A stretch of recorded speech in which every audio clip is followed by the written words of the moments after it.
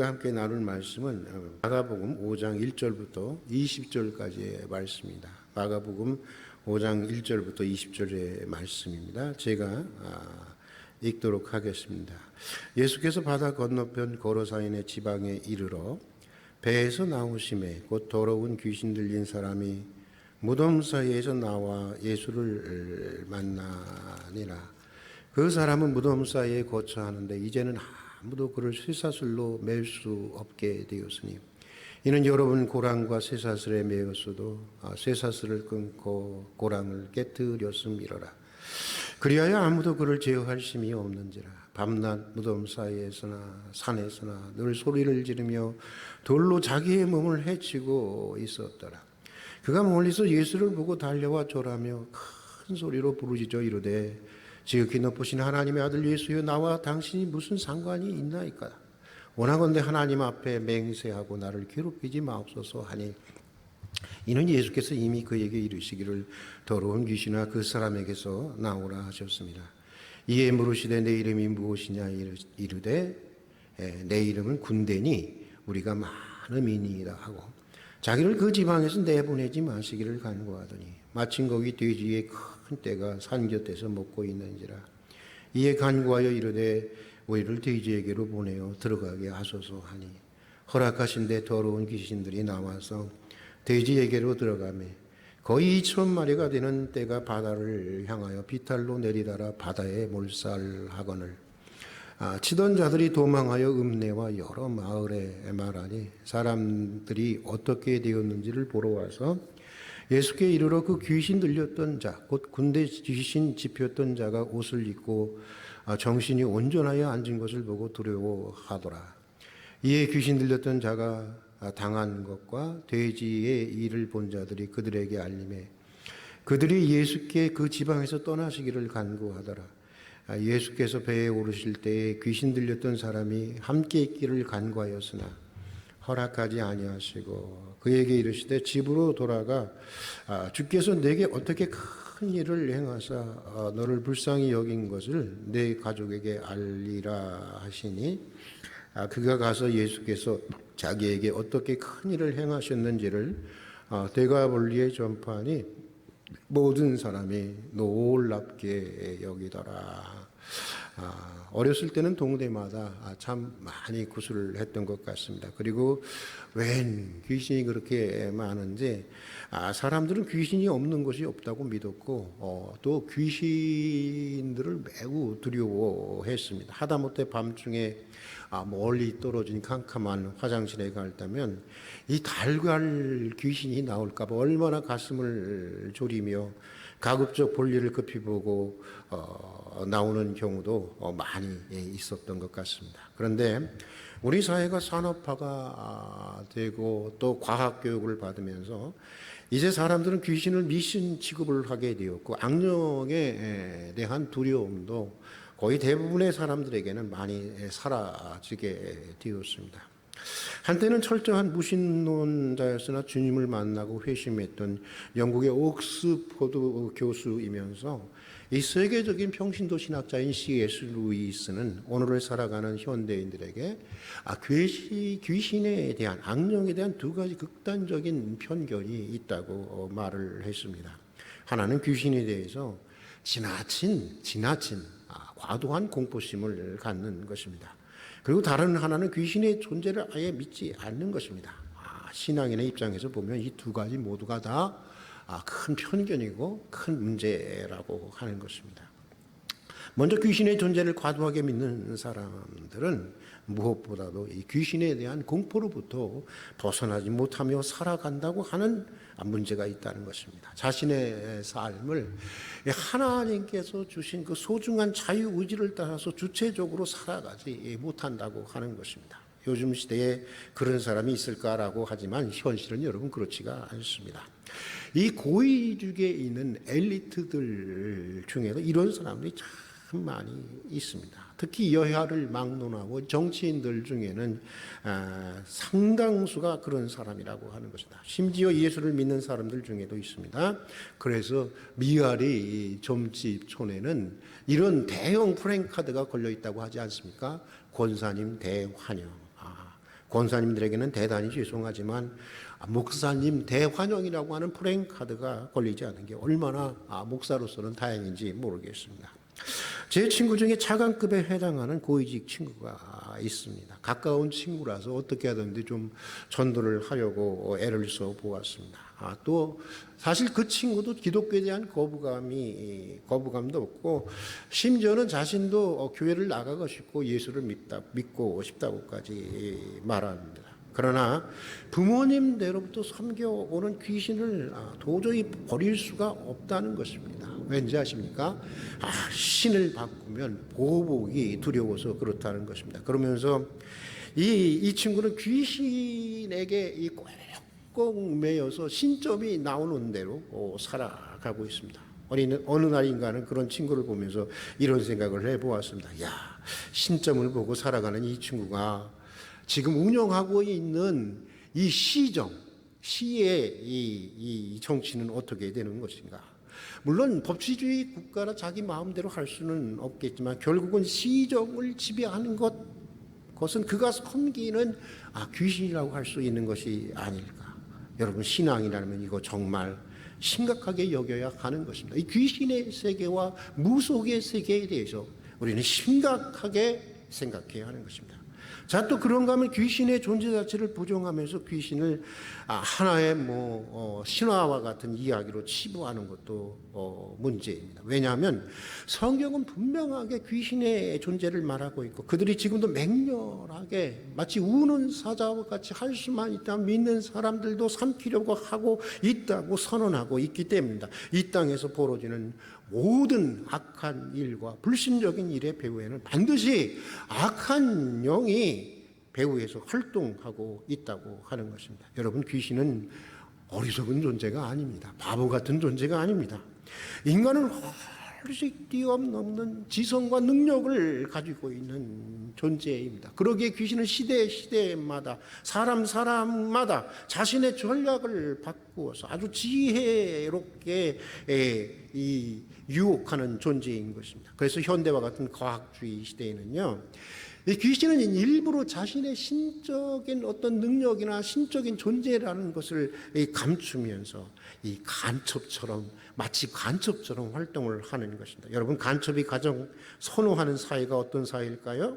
여러분, 두말할 것도 없이 간첩이 없다고 믿는 사회일 것입니다. 그만큼 간첩이 활동하기 편한 세상은 없을 것이기 때문입니다. 그러기에 귀신의 존재를 부인하는 사람들에게는 귀신이 없는 세상인 것처럼 귀신은 자신의 존재를 숨기고 활동하면서 귀신이 없다고 믿는 그 인생의 배후에서 그들의 인생을 마음껏 조종하고 있는 것입니다. 여러분, 성경이 말씀하시는 대로 귀신은 분명하게 실존하는 존재인 것입니다. 그래서 하나님은 언제나 새로운 시대를, 성경에 보면 하나님은 언제나 새로운 시대를 열어가는 하나님의 일꾼들을 예를 들어서 모세나 엘리야나 세례 요한, 또 예수님, 또 사도 바울 등 그 시대를 새로운 어떤 특별한 역사와 이 특별한 어떤 시대를 열어가기 위한 하나님의 일꾼들이 사역을 시작하기 전에 먼저 그들을 반드시 광야로 보내시는 것을 보게 됩니다. 여러분, 왜 하필 광야일까요? 성전이나 수도원이나 신학교가 아니라 왜 하필이면 전통적으로 악마의 고향이라고 불리웠던 광야로 이들을 보내셨던 것일까요? 여기에 깊은 하나님의 뜻이 있는 것입니다. 하나님은 새로운 하나님의 시대를 열어갈 하나님의 사람들이 먼저 악령의 실체와 마귀의 실체와 귀신의 실체와 직면하게 하려고 했던 것입니다. 그저 피상적으로 현상들만 보지 말고 그 현상들의 배후에서 근원적으로 역사하는 악령의 존재를 분명하게 알게 하려고 했던 것입니다. 그리고 악령을 대면해서 승리할 수 있는 성령의 사람이 되게 하려고 했던 것이죠. 그래서 전통적으로 이 광야는 악마의 고향이라고 불리면서 동시에 선지자들의 영감의 고향이라고 불리웠던 것입니다. 그러기에 예수님의 공적인 생애를 다루는 복음서에 보면 귀신을 축출하는 기적 사건을 매우 중대하게 그리고 많은 분량을 한해해서 소개하고 있는 것을 보게 됩니다. 이유가 있습니다. 예수 그리스도를 통해서 우리에게 주시기를 원하시는 하나님의 나라. 다시 말해서 하나님이 다스림이라고 하는 것은 결국 귀신의 통제를 받는 인생으로부터, 귀신의 지배를 받는 인생으로부터 하나님의 통제, 하나님의 다스림을 받는 인생으로의 이 지배의 전환을 의미한다고 하는 것을, 지배의 전환을 의미한다는 것을 계시하기 위해서인 것입니다. 본문도 그것을 말씀해 주고 있습니다. 신학자들은 본문의 말씀이 이 다양한 전승들을 모아서 하나로 편집된 말씀이라고 보고 있습니다. 굉장히 길지 않습니까? 1절로부터 20절까지. 그리고 이 여러 가지 장면들이 소개되고 있는 것을 보게 됩니다. 다시 말해서 이 어떤 전승의 포인트를 두느냐에 따라서 다양하게 설교할 수 있는 말씀이라고 하는 것을 말해주는 것인데, 오늘은 귀신 들린 사람의 변화를 중심으로 해서 악령이 하는 일과 성령이 하는 일의 특징들을 살펴보고자 하는 것입니다. 먼저 본문에 등장하는 귀신 들린 사람의 모습을 통해서 보여주는 악령의 특징은, 귀신은, 이 악령은 사람을 매우 더럽게 만든다고 하는 것입니다. 본문 2절과 8절에 보면 귀신의 정체에 대해서 이렇게 얘기합니다. 더러운 귀신이라는 말이 반복해서 나오고 있습니다. 무슨 말입니까? 악령은 사람을 더럽게 만드는 영이라고 하는 것입니다. 사람을 추하게 만들고, 사람을 부끄럽게 만들고, 사람을 수치스럽게 만드는 영이라고 하는 것입니다. 그래서 예수님 당시 악령을, 마귀를 바알세불이라고 그렇게 불렀습니다. 파리 대왕이라고 하는 그런 뜻입니다. 여러분, 파리가 주로 어디에 보입니까? 더러운 곳입니다. 쓰레기 덤입니다. 그러니까 악령은 사람을 쓰레기 같은 인생으로 만드는, 그렇게 더럽게 만드는 그런 영이라고 하는 것입니다. 누가복음에 나오는 동일한 기사에 보면 이 귀신에 사로잡힌 이 사람이 시신이 썩어가는 이 더러운 무덤가에서 오랫동안, 그것도 오랫동안 옷을 다 벗고 다녔다고 말하고 있습니다. 악령이 그렇게 인간을 그렇게 만든 것입니다. 최첨단 과학시대에 무슨 잠꼬대 같은 말이냐 반문할 수도 있겠지만, 여러분 그렇지 않습니다. 예전에 우리 교회에서 함께 사시던 이 전직이 무당이셨던 성도님의 경우가 그랬습니다. 이분이 섬기는 귀신이 남자 귀신이었는데, 이분이 귀신에 사로잡히면 보여지는 특징이 있었습니다. 그것은 옷을 다 벗고 다닌다고 하는 것입니다. 그러다가 제정신이 들면 얼마나 부끄러워하고 수치스러워 하셨는지 모릅니다. 그분이 자주 입원했던 발안에 있는 어느 병원의 관계자들과 경기도 의료원 사람들 사이에서는 아주 유명한 분이셨어요. 그래서 가급적이면 이분의 입원을 받아들이려고 하지 않았습니다. 여러분, 우리는 무언가 우리가 인간적으로 추하고 부끄럽고 수치스러운 일을 하게 될 때에 그 더러운 일의 배후에 악령의 역사가 있을 수 있다는 것을 여러분 속히 자각해야 하는 것입니다. 그리고 돌아서야 하는 것입니다. 그렇지 않으면 정말 더러워지고 정말 쓰레기 같은 그런 인간이 되어버리고 마는 것입니다. 자, 또 오늘 본문이 귀신 들린 사람을 통해서 보여주는 악령은 어떤 존재냐? 악령은 사람이 그가 마땅히 있어야 할 자리를 떠나게 만드는 존재라고 하는 것입니다. 그리고 자신에 대한 통제력을 상실하게 만들어서 자신이 있어야 할 자리로 다시는 돌아서지 못하도록 하게 하는 그런 존재, 그가 바로 악령이라고 하는 것입니다. 본문에 나오는 귀신 들린 사람의 모습이 그것을 여실히 보여주고 있습니다. 여러분, 그가 있어야 할 곳이 어디였겠습니까? 가정입니다. 그러나 그런 가정을 떠나서, 그것도 하필이면 무덤 사이를, 죽음을 상징하고 있는 무덤 사이를 방황하고 있었습니다. 머무는 삶이 아니라 끝없이 표류하고 방황하는 삶이었습니다. 단 한순간도 평안이 없었습니다. 단 한순간도 안식이 없었습니다. 매일 불안하고 항상 불안하고, 그래서 이리저리 고함치고 날뛰어보지만 그 누구도 또 그 무엇도 쇠사슬로도 그를 통제할 수 없는 통제 불능의 인간이 된 것입니다. 가장 자유로운 것 같지만 가장 구속받는 그런 인간이 된 것입니다. 브레이크가 고장난 자동차와 같은 그런 인생이 되어버리고 만 것입니다. 성경을 보면 악령은 사람이 마땅히 있어야 할 자리로부터 떠나게 하는 일탈의 영이었다고 하는 것을 말하고 있습니다. 이사야서에 보면 자기가 있어야 할 천사장의 자리를 떠나서 하나님의 자리를 탐내다가 천사장이 마귀로 변했다고 말하고 있습니다. 유다서에는 귀신의 기원들에 대해서 이렇게 말해주고 있습니다. 또 자기주의를 지키지 아니하고 자기 처소를 떠난 자기 무엇을 주의를 지키지 아니하고 자기 처소를 떠난 천사들을 큰 날의 심판까지 영원한 결박으로 흑암에 가두셨느니라. 자기가 책임을 지고 있어야 할 주의, 자기가 마땅히 지켜야 할 자리, 그 처소를 떠나게 하는 영이었다고, 떠나는 영이었다는 것입니다. 그렇게 악령은 사람들로 하여금, 그런 악령에게 사람들로 하여금 마땅히 있어야 할 자리를 이탈하게 만드는 존재, 그 이탈로부터 다시 돌아올 수 없게 만드는 존재, 그것이 바로 악령이라고 하는 것입니다. 여러분은 지금 어떤 자리에 있습니까? 한 신앙인으로서, 부모로서, 자녀로서, 또 이웃으로서 여러분은 여러분이 마땅히 있어야 할 자리에 있습니까? 혹시 그 자리를 떠나서 그 영적인 무덤가를 피하고 있지는 않습니까? 표류하고 있지는 않습니까? 우리는 종종 그런 우리의 삶의 배후에 악령의 역사가 있다고 하는 것을 감지할 수 있어야 하는 것입니다. 자, 그런가 하면 또 악령은요, 어떤 영이냐?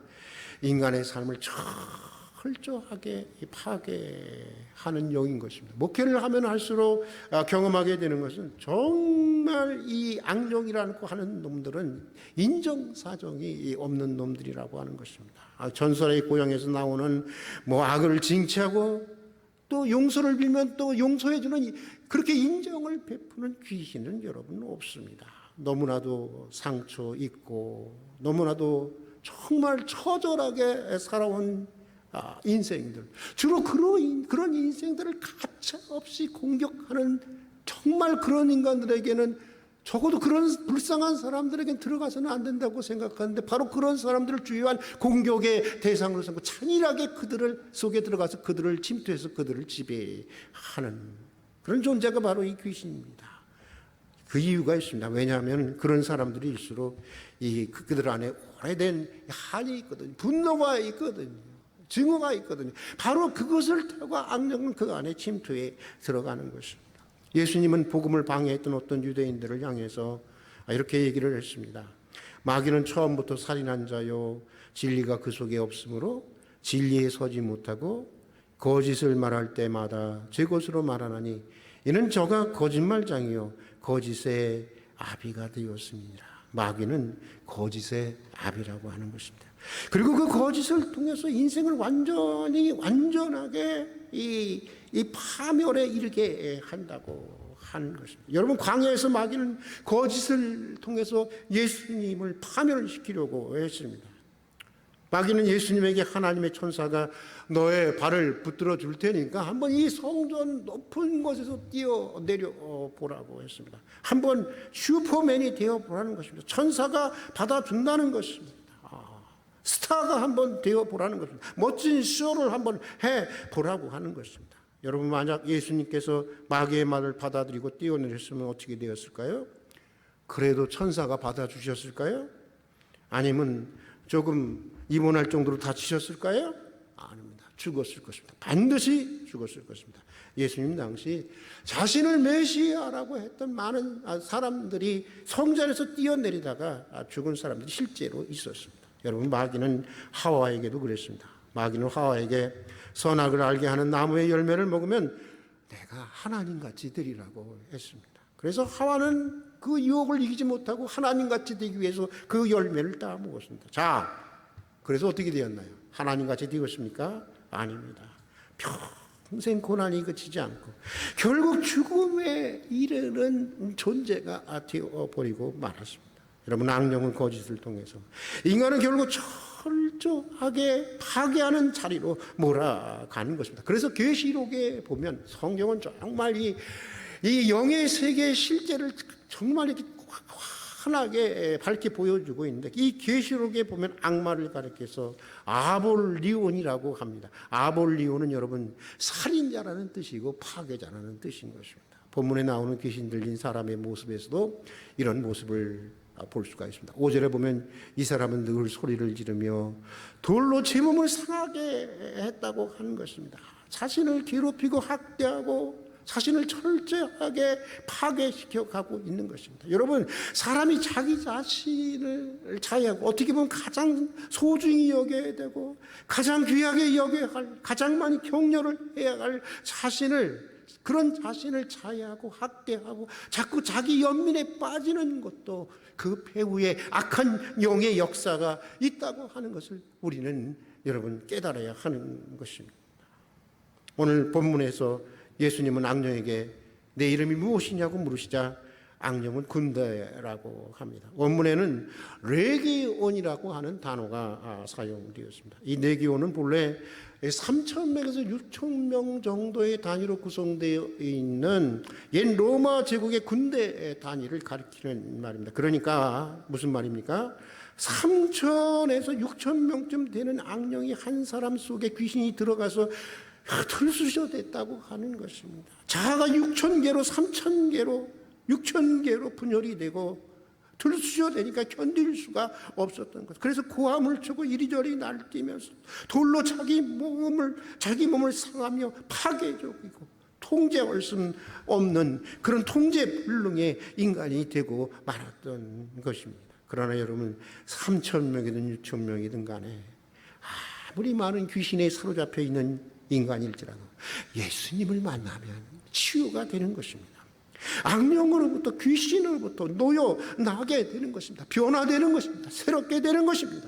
본문이 그것을 말해주고 있습니다. 귀신 들려 고통당하는 사람 앞에 하나님의 아들이신 예수님이 다가오십니다. 그리고는 귀신에게 떠날 것을 명령하십니다. 그러자 그의 인생에 놀라운 변화가 일어나게 됩니다. 최대 6,000명이 되는 악령이 귀신이 떠나가고 그 안에 성령이 거하시게 된 것입니다.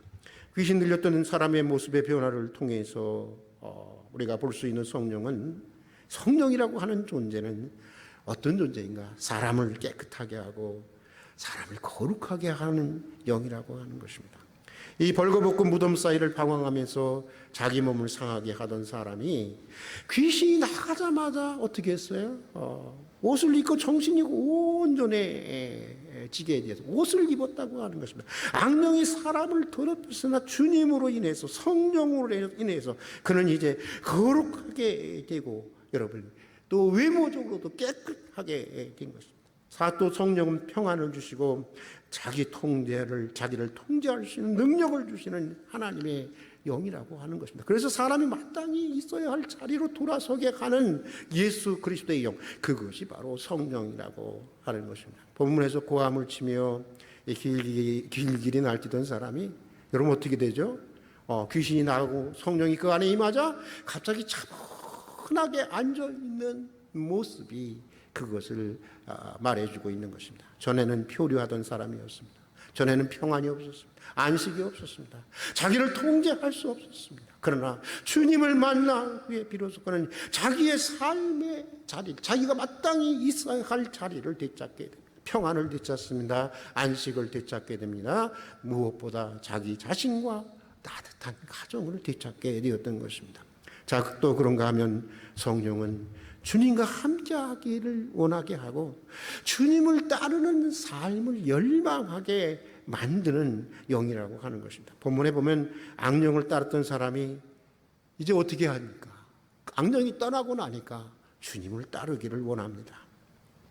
주님과 처음 만났을 때 나와 당신과 무슨 상관이 있습니까 하면서 주님으로부터 가급적 멀리 떠나고 싶어 했던 그가 이제 주님과 함께하는 삶을 열망하게 되는 것입니다. 그리고 이렇게 주님을 따르고 싶어하는 그의 삶은 전도로 나타나게 됩니다. 오늘 본문 18절과 19절의 말씀을 함께 읽어보겠습니다.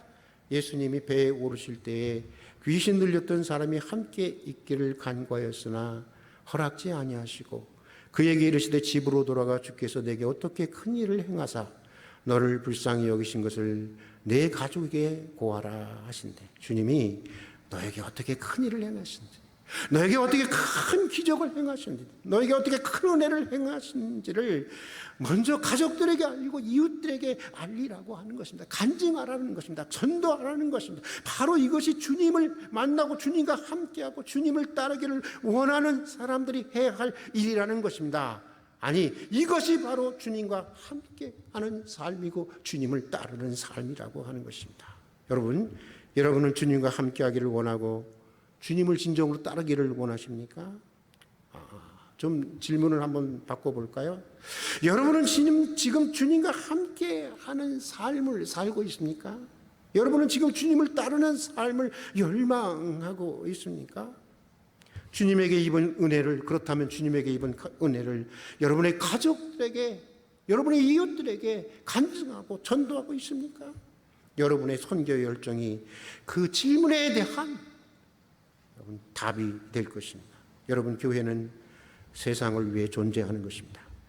우리 주변에 보면 아직도 죄와 사탄과 죽음의 포로가 되어서 오늘 본문에 나오는 이 무덤가를 배하는 사람의 모습처럼 살아가는 사람이 얼마나 많이 있는지 모릅니다. 가끔 우리도 그런 모습으로 자신을 통제력을 잃은 채 그런 모습으로 살아갈 때가 있지 않습니까? 그들에게 용서의 복음을, 악령으로부터 자유하는 복음을, 영원한 죽음으로부터 영생하는 복음을 전해야 하지 않겠습니까? 악령의 사람들을 성령의 사람으로 구원하는 이 하나님의 일에 쓰임을 받는 우리 헐빈교회와 우리 성도들이 되기를 주님의 이름으로 축복합니다.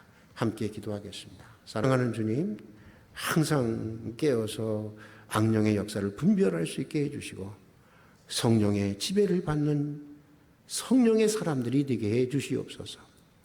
추한 삶이 거룩한 삶으로, 더러운 삶이 깨끗한 삶으로, 불안한 마음의 평화를 방황하는 삶의 안정을, 그리고 마땅히 있어야 할 자리로 돌아서는 은혜를 허락해 주시옵소서.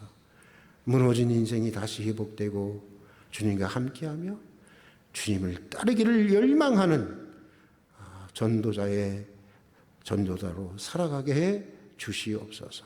예수님 이름으로 기도드립니다. 아멘.